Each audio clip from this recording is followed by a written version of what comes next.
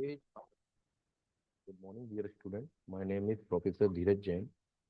I am Assistant Professor in Mechanical Engineering Department, SIRT Bhopal. Today I am going to deliver topic of fluid and fluid property. It is basically study of fluid and air and water also. So before going to start the slides, I am just discuss about why we are studying this topic. हम ये topic क्यों पढ़ रहे हैं? हम ये topic इसलिए पढ़ रहे हैं क्योंकि एक मैकेनिकल इंजीनियर को, एक सिविल इंजीनियर को फ्लूइड के बारे में काफ़ी सारी इंफॉर्मेशन पता होना चाहिए। कौन से फ्लूइड की क्या प्रॉपर्टीज है, क्योंकि काफ़ी सारे फ्लूइड के टाइप्स आप पढ़ने वाले हो। तो हर फ्लूइड की अपनी एक क्वालिटी है, हर फ्लूइड की अपनी एक विस्कोसिटी है, हर फ्लूइड की अपनी एक वॉल्यूम है, हर फ्लूइड का अपना एक मास है। तो different type of properties available है फ्लूइड की। इसलिए उन फ्लूइड की प्रॉपर्टीज के बारे में पढ़ना बहुत जरूरी हो जाता है कि आप किसी पर्टिकुलर टैंक की स्टडी कर रहे हैं, किसी डैम की स्टडी कर रहे हैं, किसी रिवर की स्टडी कर रहे हैं, किसी पर्टिकुलर इंजन की फ्लूइड की स्टडी कर रहे हैं, तो आपको पता होना चाहिए कि उस फ्लूइड की प्रॉपर्टीज क्या है और उनको कैसे यूज करना है। तो मूविंग फॉरवर्ड,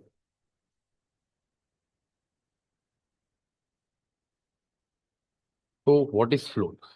बेसिकली फ्लूइड जो है, उससे पहले मैं मैटर को डिस्कस करना चाहूंगा कि बेसिकली जो मैटर्स है अवेलेबल इस अर्थ पर, वो टाइप के हैं in form of solid, liquid and gas. इन तीनों में बेसिक डिफरेंस आपको देखने को मिल रहा होगा। अगर आप सॉलिड की स्टडी करें तो आप मॉलिक्यूल को देखेंगे कि मॉलिक्यूल बहुत पास पास है, उनके बीच में जो स्पेसिंग है वो बहुत ही जस्ट लाइक अ जीरो। अगर लिक्विड का की बात करेंगे, जैसे वाटर है या और ऑयल वगैरह है, तो आप उसमें देखोगे उसमें molecular spacing is larger than solid. Solid की बेसिस से कंपैरिजन करें तो लिक्विड के केस में मॉलिक्यूल आपको दिख रहे होंगे थोड़ा दूर दूर है, लेकिन गैस की बात करेंगे तो सबसे ज़्यादा दूर आपको दिख रहे होंगे। तो molecular spacing is larger than liquid. तो सॉलिड से ज़्यादा लिक्विड में और लिक्विड से ज़्यादा गैस में आपको स्पेसिंग देखने को मिल रही है। तो now we are now discuss about what is fluid. अगर फ्लूइड को मुझे डिफाइन करना हो या आपको डिफाइन करना हो तो कैसे डिफाइन करोगे?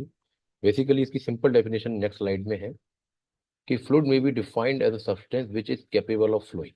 मतलब कोई भी सब्सटेंस अगर फ्लो होने की कैपेसिटी रखता है, बहने की क्षमता रखता है, आप उसको फ्लूइड बोल सकते हो। चाहे वो लिक्विड हो, चाहे वो गैस हो। एयर का केस ले लें या लिक्विड में वाटर का केस ले लें, किसी ऑयल का केस ले लें, तो आपको वो पर्टिकुलर फ्लो होते हुए दिखेंगे। और दूसरी लाइन बोल रही है it has no definite shape of its own but occupy conform to the space of the containing vessel. इसका अपना कोई शेप नहीं है, क्योंकि आप ऑयल को अगर कहीं से सरफेस पर थ्रो करते हो तो वो कहीं भी फ्लो हो जाता है किसी भी डायरेक्शन में। लेकिन मैं इसी फ्लूइड को किसी कंटेनर में फिल करके रखूंगा तो वो पर्टिकुलर कंटेनर का शेप ले लेगा। इन केस मैं किसी राउंड शेप में अगर ऑयल को फिल कर रहा हूँ तो वो उसका शेप राउंड शेप हो जाएगा, स्क्वायर में फिल करूंगा तो स्क्वायर हो जाएगा। जैसे आप घर में पर्टिकुलर आइस को फ्रीज करते हैं तो आइस का शेप उस पर्टिकुलर कंटेनर के जैसा हो जाता है। तो फ्लूइड ने का अपना कोई शेप नहीं है, लेकिन वो जिस कंटेनर में जाता है उसका शेप वो ले लेता है, ग्रहण कर लेता है। इसके बाद मैं आगे बताना चाहूंगा आपको कि इस पर्टिकुलर डेफिनेशन में क्या है। A fluid is a substance that deforms continuously in the face of tangential और shear stress irrespective of the magnitude of shear stress। Basically fluid जो फ्लूइड है, जो सब्सटेंस है, वो कंटिन्यूसली डिफॉर्म होता है और शियर स्ट्रेस उस पर वर्क कर रही होती है लेयर टू लेयर। आगे भी मैंने यही बताया है कि जिस पर्टिकुलर फ्लूइड की फ्लो होने की टेंडेंसी होती है उसे फ्लूइड बोलते हैं। दो टाइप के फ्लूइड देखने को मिलते हैं, आइडियल फ्लूइड और रियल फ्लूइड। आइडियल फ्लूइड हमेशा एक इमेजनरी फ्लूइड बोला जाता है, क्योंकि आइडियल फ्लूइड की डेफिनेशन बोलती है कि it has no viscosity, surface tension and it is incompressible. लेकिन रियल लाइफ में विस्कोसिटी ना मिले, सरफेस टेंशन ना हो, इनकम्प्रेसिबल फ्लूइड मिले, ऐसा पॉसिबल नहीं हो पाता है। इसीलिए रियल फ्लूइड की स्टडी की जाती है। उसमें विस्कोसिटी भी होती है, सरफेस टेंशन भी होती है और it possesses compressibility also. Next slide it says that what is fluid mechanics. Fluid की स्टडी आपने कर ली तो फ्लो होने की क्षमता रख रहा है वो फ्लूइड है। लेकिन फ्लूइड मैकेनिक्स क्या है? Basically it is a study of behaviour of the fluid. It is a branch to deals with behaviour of fluid at rest as well as in motion. Rest condition में जो fluid रहता है उसकी भी study की जाती है, जब वो मोशन में किसी पाइप में फ्लो हो रहा है, किसी कंटेनर में फ्लो हो रहा है, तब भी उसकी स्टडी की जाती है। तो फ्लूइड जब रेस्ट कंडीशन में है तब उसको बोला जाएगा, आप यहाँ देख रहे होंगे, fluid static, study of fluids at rest. जब वो रेस्ट कंडीशन में, तब भी उसपे जो भी पर्टिकुलर डायरेक्शन में वो है, कहाँ रखा हुआ है, क्या उसमें प्रॉपर्टीज वर्क कर रही है, तब उसकी स्टडी फ्लूइड स्टैटिक में आ जाएगी। उसके बाद उसके टाइप्स हैं फ्लूइड काइनेमेटिक्स और फ्लूइड डायनामिक्स। फ्लूइड काइनेमेटिक्स में भी फ्लूइड की मोशन की स्टडी की जाती है, और फ्लूइड डायनामिक्स में भी फ्लूइड की मोशन की स्टडी की जाती है। बट डिफरेंस इतना है इन दोनों में कि इसमें सारे फोर्स को कंसीडर किया जाता है, काइनेमेटिक्स में फ्लूइड को फोर्सेस का कोई कंसीडरेशन नहीं होता, और फ्लूइड डायनामिक्स में फ्लूइड के मोशन के साथ साथ फ्लूइड के फोर्सेस का भी कंसीडर किया जाता है।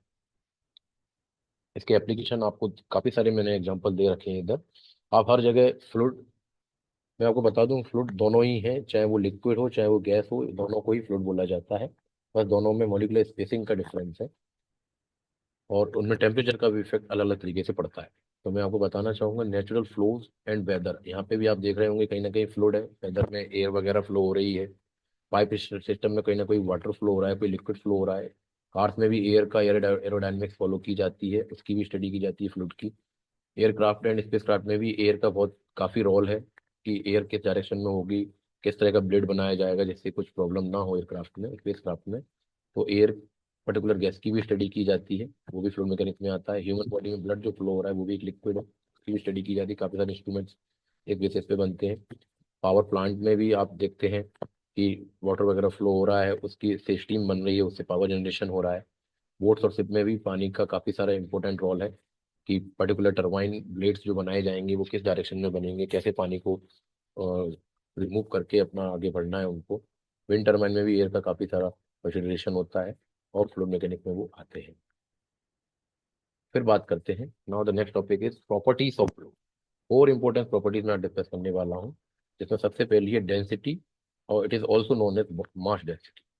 बेसिकली डेंसिटी को डिफाइन करने के लिए सबसे अच्छा एग्जांपल है कि क्लासरूम में अगर मैं आज गया हूँ और आज 10 बच्चे हैं उसी पर्टिकुलर रूम में, तो मास की वैल्यू कम है।